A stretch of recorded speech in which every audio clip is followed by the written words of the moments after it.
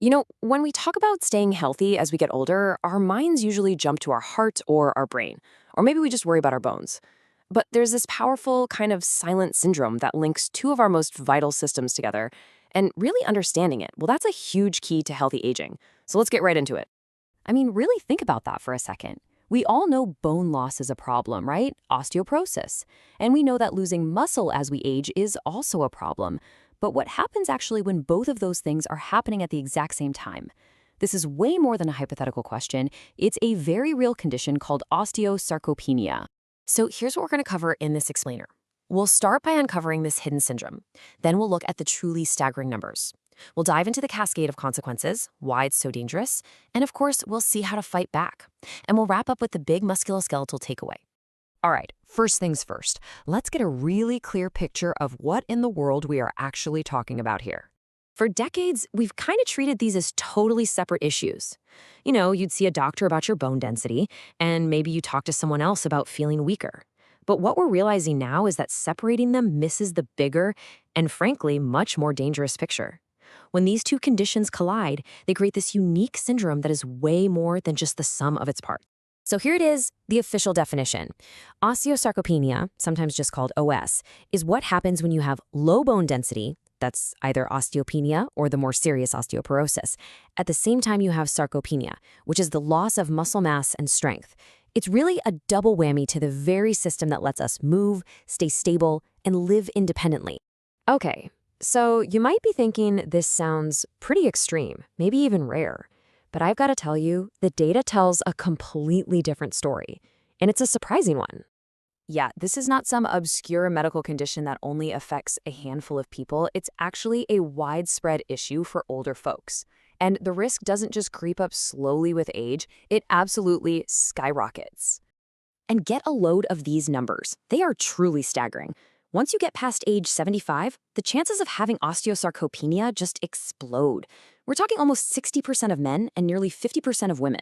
This isn't some tiny increase, it's a massive leap, which just shows you how deeply the syndrome is tied to the aging process.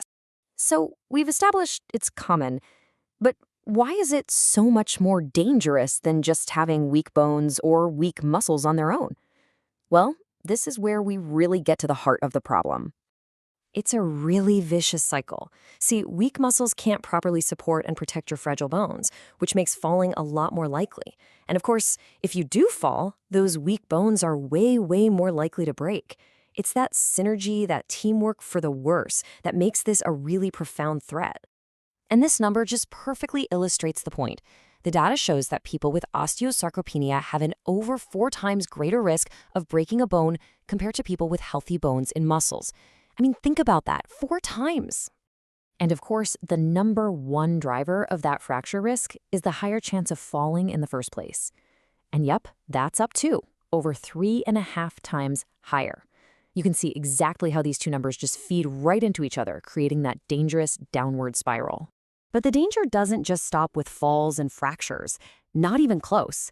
Osteosarcopenia basically acts as a risk multiplier.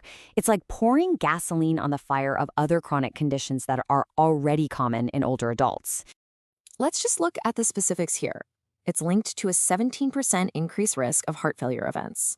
For people with chronic kidney disease, it's tied to a shocking 33% higher risk of death.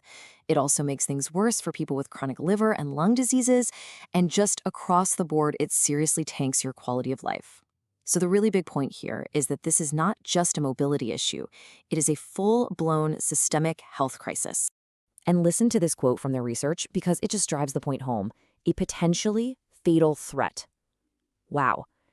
That's the kind of language that really tells you how urgent it is for doctors and patients to start taking this combined syndrome seriously. Okay, after hearing all of those pretty sobering statistics, it would be really easy to feel like this is just inevitable.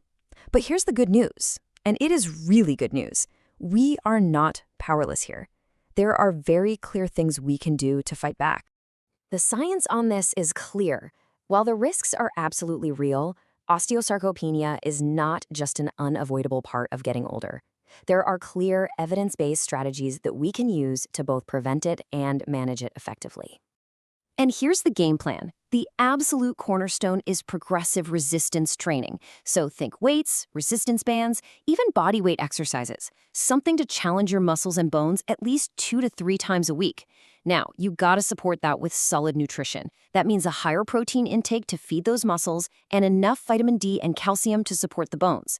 And for some people, doctors might also prescribe specific medications that help slow down bone loss. It's a multi-pronged attack. So let's bring all of this together. If there's one single most important message you take away from all of this, what should it be? It's this: we have got to change how we look at this. Our musculoskeletal system is exactly that, a system. Bone and muscle aren't just two separate things doing their own thing. They are partners. They're in this constant dialogue, sharing mechanical loads, sending biochemical signals back and forth. What affects one deeply affects the other. And just recognizing that connection, that's the first and most critical step. And that really just leaves us with one final simple question. For our entire lives, our bodies have known that bone and muscle are a team. Isn't it about time our approach to health and medicine finally caught up to that reality?